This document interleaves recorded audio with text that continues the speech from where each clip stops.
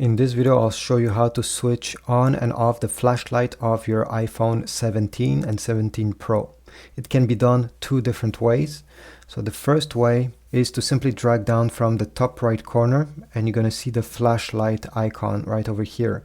If you don't see it, simply press the plus icon on the top left corner, add control, and then over here you should see flashlight, tap on it and you'll get it. You can even make this button bigger, and this way you're going to have a very huge flashlight button, easy to access.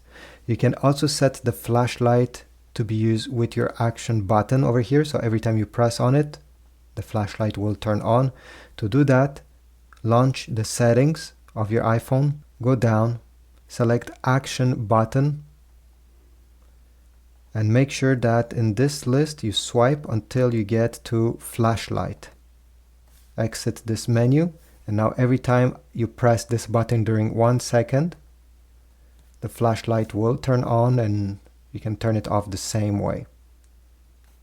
And by the way, you can also control the intensity of the flashlight by dragging your finger up and down on this icon over here.